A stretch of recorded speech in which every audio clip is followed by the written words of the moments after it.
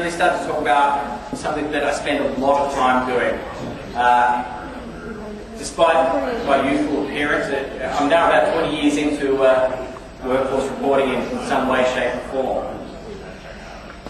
Throughout that, I've seen a number of different changes. Most of them do have to follow along with technology as to what we're actually capable of doing. I mentioned earlier about some of the reasons why I'm here in North America, and that was through discussions with Peter Howes, our CEO of Inform at the time. It was very much around, I had seen some great work done in our consulting area. So people such as Mick done some great analytical assignments around whether it be diversity in the workforce, low tenure termination, ageing workforce. It really does some great analytics. On the other hand, we're putting together reports, whether that be lists of names and addresses or whatever else about the business, down to scorecards, replicated scorecard.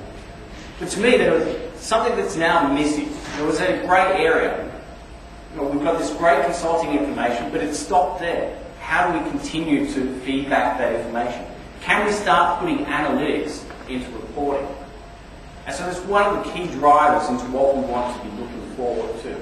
Because we have that available to us, it's a matter of just being able to understand who our workforce is and what are they doing, what are the tools available to us to allow that to happen. I think one of the key things that I've seen in both retail organisations, very large retail organisations that really set this off, was around the number of reports that they actually do. So sitting down with them, and it's how many reports are you doing? Well, about 4,000 or 5,000 a month. A total for the organisation. Well, what are they? Are they the same? And so within them, I took some learning from other organisations such as Ameriprise, who very successfully, when they split from American Express, just turned off every single report. Who needs this information? Are we producing so much information that isn't being used?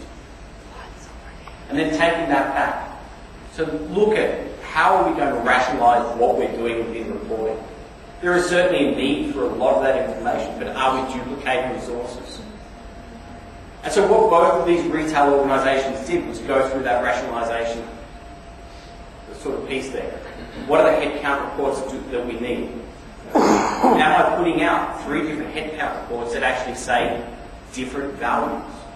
So am I confusing my leaders by putting out different information? Is that why finance is still the reigning champion when it comes to headcount reporting? I just stop for a moment and double check. Is there organisations here that are still having issues with getting headcount right? Well, not necessarily getting it right, but having it believed throughout the line as this is the source of where we want to have our reporting done. Just show of hands, anyone still? And that's not unusual, that there are still a few organisations that are trying to grapple with that as a piece. But it's a foundation for really getting forward in what we want to do with our reports. Because we want to move past that. With these retail organisations, not only are we looking at let's rationalise back what reports are we doing, what is the information that we're putting out, let's get it consolidated, let's give self-service access. The technology is there. Do we have to do this for everybody else? Or can the line managers get that information themselves? Down to reskilling those reporting analysts to be more analysts, looking at the information rather than just producing that information. But there is a cycle of change there that you have to work through, for sure. With them, there are people very comfortable in certain positions that they're doing the same job, they're busy. So job security, working through that. But it's a very important piece of getting forward and moving, in making sure that the reports that we're putting out are going to change the business. Because what we look at when we start to put out a list of names or a list of addresses, a list of terminations, a list of hires, that doesn't change the business. And that's where reporting through HR is really able to start to make a big deal.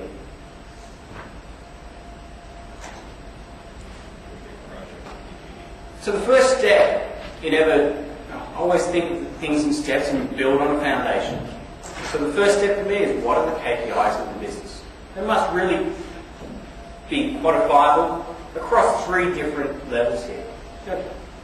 Am I setting forward a set of KPIs that meet the business needs? Or am I just doing something because I have data for that? A measure I often will see come up will be something along HR staffing rate. Does the business, or even HR themselves, actually care about that as a result? Willingness to set a target. We briefly spoke about this earlier. The influx of finance people into analytical roles has been a great saviour for some of the analysts and analytics that are being done within HR right now. I have too many conversations around what is your target for termination, or if you've got a voluntary termination rate as your KPI, what is your target for the year? All too often this can't be answered because they don't have one. We'll look at that a little bit later in a bit more detail about how we want to target, but it's a very important step, because if you're not measuring this correctly, what's the point of doing it? And then the willingness to commit resources.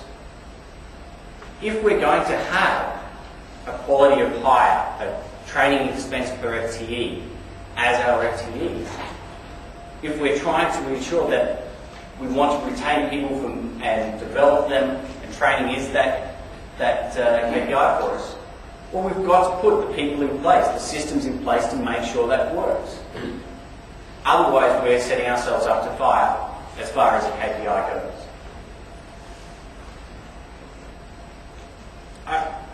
I started talking about this a little while ago when the economy started to turn. And people will still have as their number one KPI voluntary termination rate, or voluntary turnover.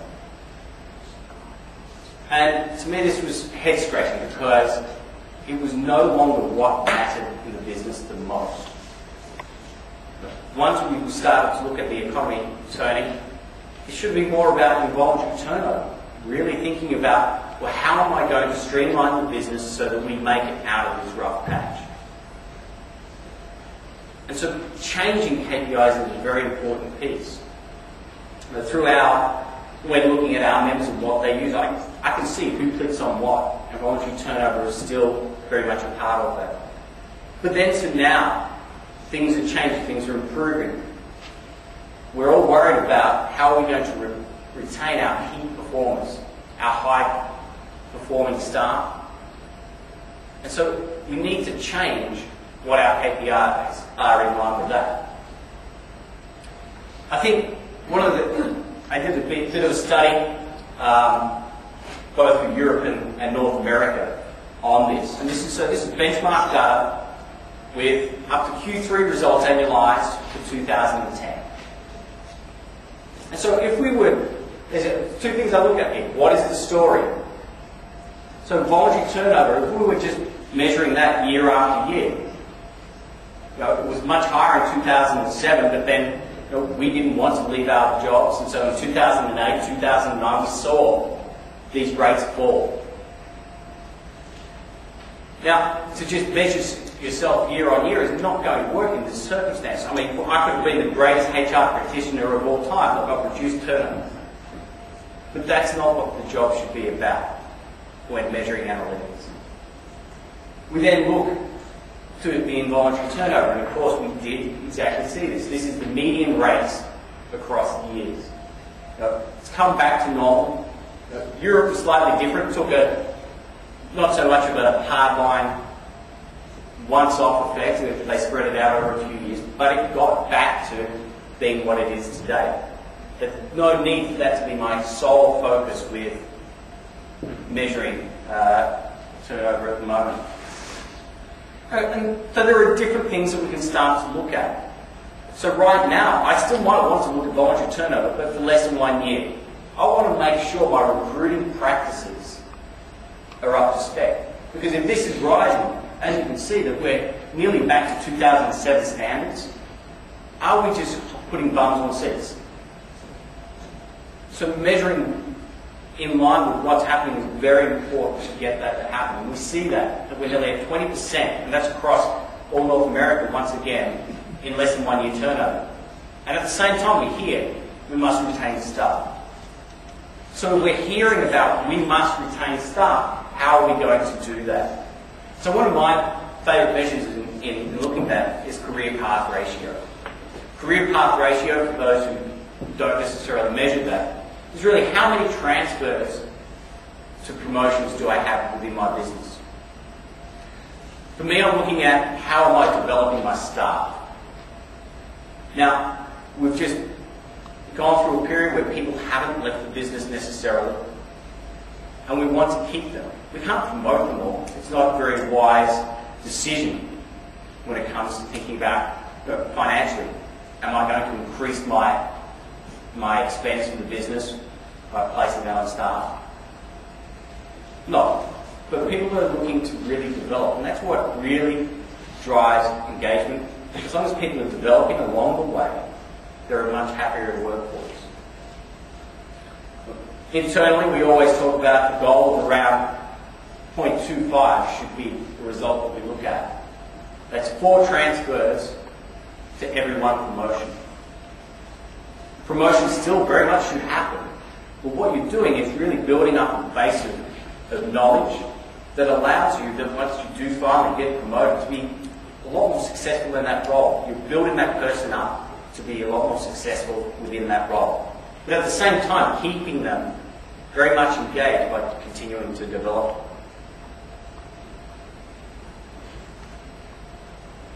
Now, one of the areas that we spoke about in the first session, we'll continue to talk about all throughout the next 2, is very much about how do I find out what I want to use as my KPI. People will often go to a book and select measures that sound nice. I like quality of hire. I like termination rate monitoring because I know what that means. It's not the most successful way of actually selecting what are the KPIs or the measures that I want to report on. How we work with our members and our clients is very much around what are the questions that matter to the business the most. Now through this is 100 critical HR questions. This is formulated, and we go through this and update this on a regular basis on what matters the most to my business. So a question here is, what percentage of our workforce will retire in the next year or next 5 years? With most organisations we work with, this is very high on the list. Then you get to a retail organisation, you're not so concerned. Some of the best examples of having this and thinking about what do I want to do is where not only do we look at, well, what does HR think? Well, we go to the business lines and ask the VPs, what is important to you? And then ask the analysts as well for each of those business lines. Well, what is also important to you? Strangely enough, or maybe not so strangely enough, we do get slightly different answers across all 3. But when combining that, we start to get a much fuller picture around what are those questions that are going to mean the most to my business. And they can start to think about, well, if it is percentage of my workforce that's going to retire in the next 5 years, what is the measure that matters the most? Is it my staffing rate approaching retirement age? It's not necessarily going to be about low tenure termination. And they're the sorts of questions that we can start to ask to lead us to the measures that matter the most, and then to the analytics that go behind it. And the reports that will then be driven from that. What I do have here, and I will hand out afterwards, is some copies of that you can take home with you. We won't do that as an actual exercise. As part of the CLC study a few years back, we started looking at, well, how many KPIs is the right number? Now, some organisations have a lot of different KPIs that can manage a lot of, or manage because they have data access to a lot of different pieces. But is that really the most effective way of getting that information? What we really see as a sweet spot, I always say the sweet spot is less than 10. Because how are you going to manage each of those different pieces? If you've only got a sole analytics person to put together that information to manage ageing workforce, Sure, there might be one or two different measures around that. How are we going to get there? We extend the sweet spot out really to that 11 to 15, where sure you might have your overall organisational KPIs. I'm looking at 3 or 4 that are set throughout the organisation, but for IT I might have 2 that are different to finance. And so we can extend that out slightly there so that we can think about what matters the most in a targeted way as far as KPIs go. And then think, how do we, those measures are on their own. It's never a complete story. Because we do start to then put together scorecards. Now a scorecard will tell you, when we think about the elephant here, an ear might equal a fan. Is that what I'm measuring? Termination rate voluntary is high, but it's not telling me what the issue is. Within a scorecard, we might start to see some of those pieces where termination is high, but I might have something else around engagement or diversity that might be affecting that. But if we only think of one measure at a time, we're never going to get the full picture. A scorecard serves a purpose, but in helping us understand where I might want to focus my actions when thinking about analytics, and then analytical style reports. It's always thinking about things in relationship to each other that get us to that next level. And that's where I really carve out all my reporting in 3 different styles. We have our administration reports, my transactional-based reports, my lists of names and numbers. Over the years, we're now seeing that these are forming, as a percentage, less of what we do. In the number of reports we're doing, it's certainly not lesser, but organisations are getting better at self-servicing these reports, having them automated, burst out. That technology exists, we should utilise it. But that allows, coming back to our analysts, to not just build reports, but start to think about what I want to build. And I want to build my professional reports, my scorecards. And then we really want to get into strategic reports, because that's what allows us to make actions happen from my reports. And that's where we really want to start to focus our energy. But we can't do it until we start to realise what we have available to us, in both terms of resources, tools, technology, and the people that we have on staff. These are certainly more interesting, that's for sure. An Excel spreadsheet, it's okay.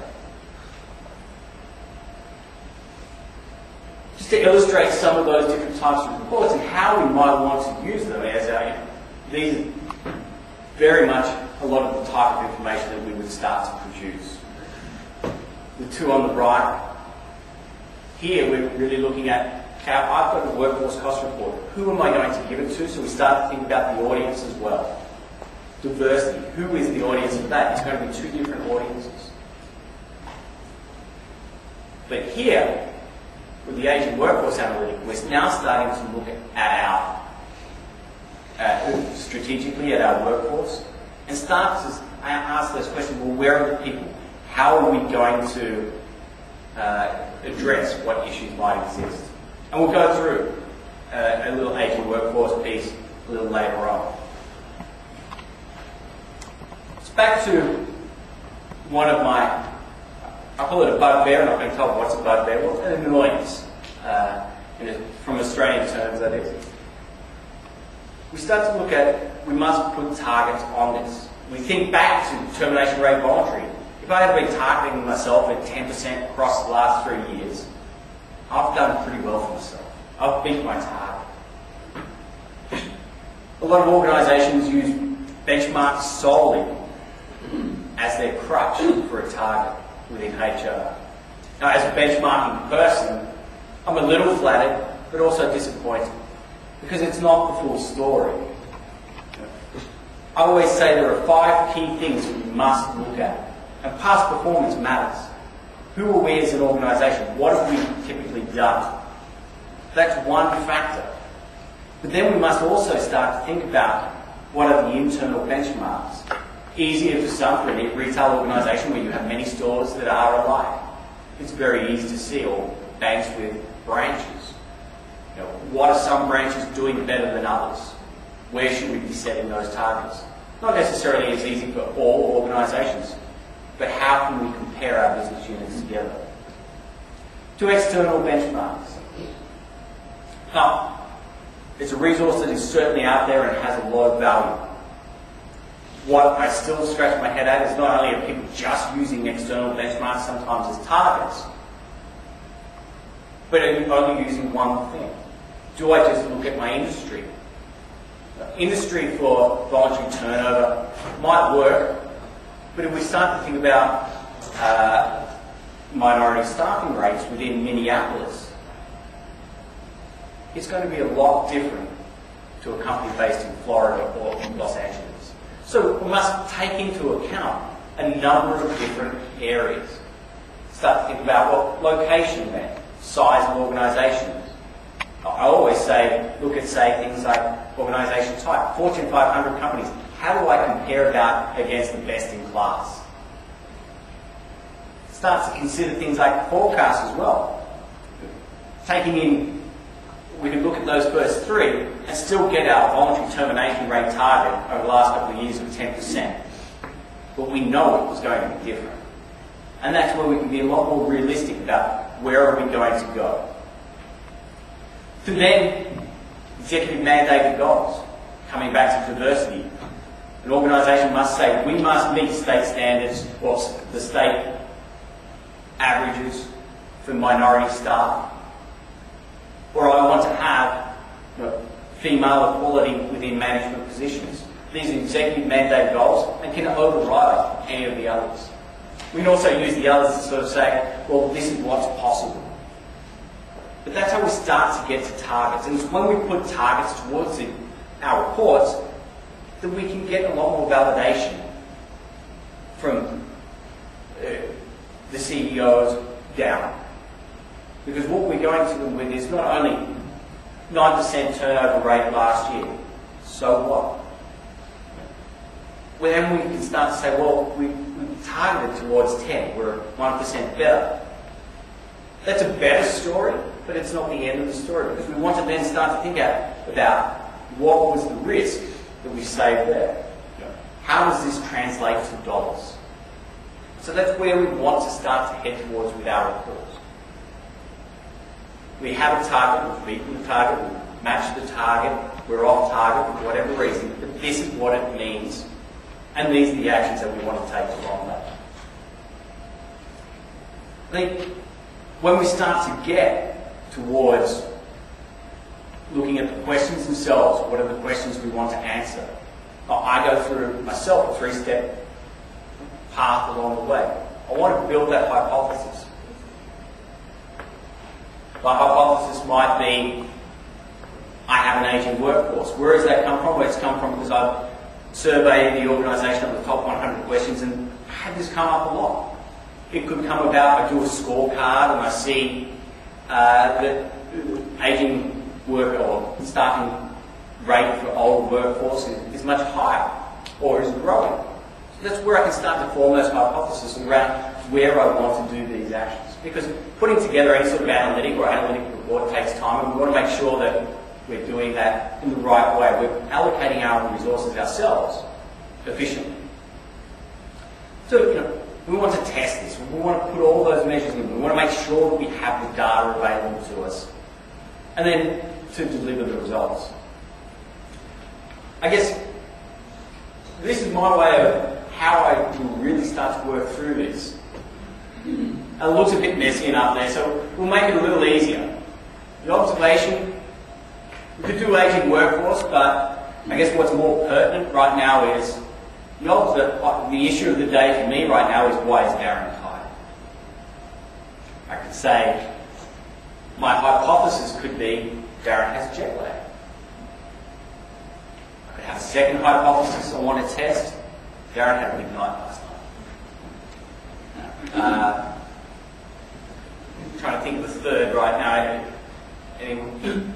No coffee. No coffee. Never enough coffee. So there you go. So here we have our hypothesis.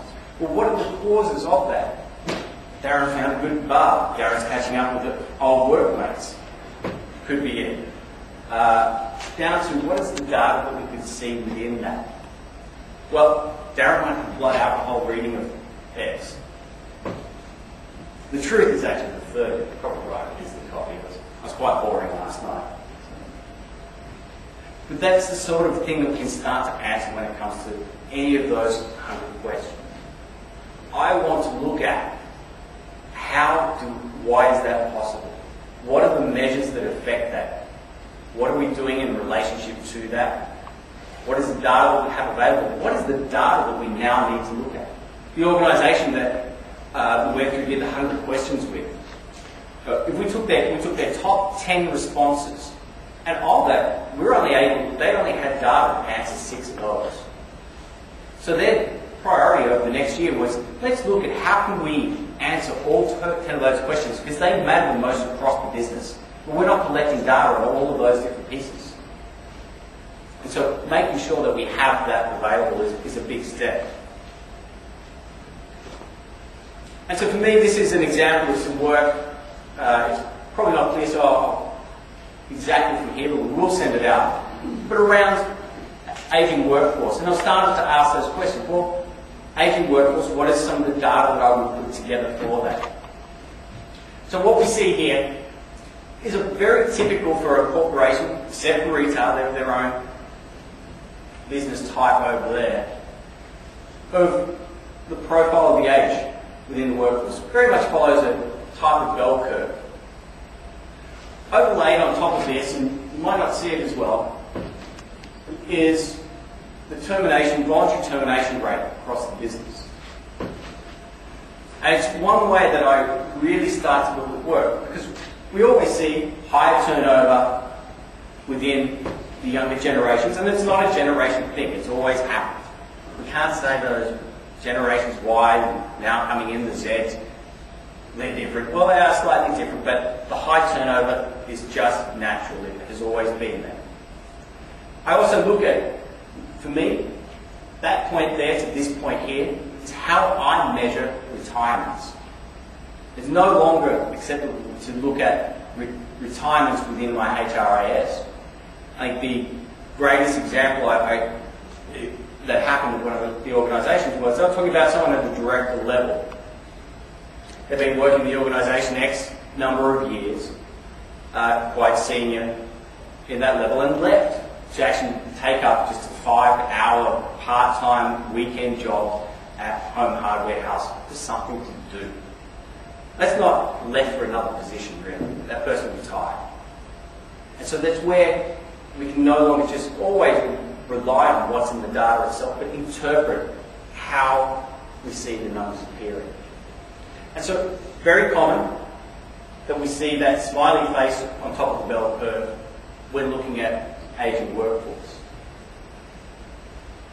Now for this is actual data made up of a number of manufacturing organisations. And so then I start to look at different things here. So once again, this is all the same set of data across a number of manufacturing organisations. And what we're really starting to look at here is really their engineers. And this is happening in engineers across the business. Not too different from nurses in healthcare either. But we see this same pattern. These blue bars represent where we are having increases in our workforce. So we can see here we're decreasing in the middle and increasing at both ends. So we start thinking back to what we just looked at the other end. We start to realise termination for me, I've really got to consider, because these are my areas that also relate back to high voluntary turnover. And we see not only that shift, but we're seeing a shift towards the older generation. And that's happening. So, with any sort of report, we want to make sure that we start to put enough information around so it's very easily read. Putting some context around that. Just some more benchmark data, because I like it and I always have it handy, is then I started looking at that approaching retirement age across industries. How are we going to measure this? Is it relevant for everybody? When I do healthcare analysis, I'm not necessarily talking about the whole business. And there's no need to see that the overall median for the business is around 15%. Not that different to the general population when we consider what's driving that result. And then we see nurses with a median of 34%. 1 in 3 nurses within 5 years of retirement age. That's the issue. That's how we're going to make. That's where we want to focus our energy. So our ageing workforce reports, we've answered the question. We know it's an issue. We agree it's an issue. But where are we going to focus our information? It's going to be around, maybe just around nurses. It doesn't have to be about the whole population. We need to target our audience around where we need to see it.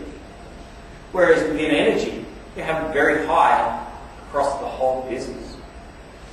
And so the difference there is, even though we just saw in those other two that we had very high aging workforce and a growing aging workforce, we want to look at the whole business. So we do that. We start taking into account our pieces, and we put these into tools that allow us to report on this on a very regular basis. And then we start to think about what's going to matter, what's going to make the action. So we've scared the CEO because he now knows our nurses are going to leave. What is he going to do about it? How is he going to pay for it? In some of the different ways, or she is going to pay for it as well. You start to think about the cost of turnover. You start incorporating what is the dollar cost of not taking any action on these risks. And what are we then going to move towards? And that's why we can start to have action, whether it be on those, whether it be on aging workforce or any of those issues that are most important to your business, start to have an effect. I was going to go through a scoping of topic, but just interest of time, we'll skip this out. But to think about this will be included in the packs that go out, is these are the steps that I start to think about. So if I'm looking at, I'm a retail organisation, or any organisation, as we saw from that low tenure turnover, might be the issue I want to focus on. Why is it important? Well, we're not growing where we need to be. Do I need to think about, are we growing in the right areas? Do we have the right staff? Are we spending too much on recruitment? Have we got the right recruitment policies in place? These are all of the areas why this might be important to me. Primary audience is them coming back to. Is it about nurses? Is it retail? Is it about the looking at the storefront, store managers, distribution warehouse? And then why would they care about it? Well, it's costing the business money. We're not efficient as a business. We're not evolving as a business or maintaining a level of innovation that allows us to succeed. So they're the sort of pieces that you would start to put together when thinking of this as an exercise. So when it comes down to who's going to care about this, it's a very important question. Coming all the way back to some of those first pieces around that retail company, who are you sending this report to? Do they still need it? These were reports that were in place over years, over time. Have they moved on? Do they still care about that information? Are we sending information that might be confidential and shouldn't go to certain individuals anymore? So really thinking about the audience, coming back to technology that exists, where we can target bursts of reporting at right level, because that way you're going to have people care about their information. If you're sending something out to your line manager, what we want to be sending them is information that's relevant to them. They don't necessarily worry too much about all the different lines. But if you give them information that is about their lines, one thing that will happen is you'll get a lot better quality of data. And that's what we've certainly found exercises we've done for a number of organisations, bursting out reports on a large scale across that will give us much better quality of data. We incorporated some internal benchmarks in one of those exercises, and that really drove it, because if you weren't in that top 50th percentile, I think you're marked red, and when all business units were marked red, they weren't too happy. Start asking questions about the data. Why is my data different? How do we drive consistency? Is how that can really happen. So thinking about getting that out there. My top management doesn't want to necessarily see any sort of administration style report. There's no need in sending that. Those details are too heavy. Even when it comes to an analytic or the analytical style reports, sending out the information in a very detailed 10-page analysis might be too much. Can we get that down to 1 page? So the same report sliced differently for my audience. I guess to finish up, what I would like to really go through is just in summary, the 6 steps I follow, I get my team to follow, when always thinking about the reports that they're starting to put together. When we're talking about understanding audience's prior knowledge, we want to make sure we're not putting too much information. They know it, they know it. You don't need to tell them again, because it can remove the focus from what I really want to see. We don't want to clutter the report with information that's unrelated. But at the same time, we don't want to confuse them by not having enough in there. Outlining why they should be there. Coming back to, I put roadmaps in. I'll do, why do we care? If we don't change the way where we have nurses on staff, we won't have a business. Or we don't have pharmacists, we won't have a store. Or if it comes to low tenure turnover, are we just costing money for the business? HR is a risk reduction business, and that's how we can really show a lot of value. Connect my arguments. One of the ways that I love to do this is you can spend a lot of time building up analytical style reports. By the end, it's quite large, it's quite complex, it looks pretty, you know what it's about.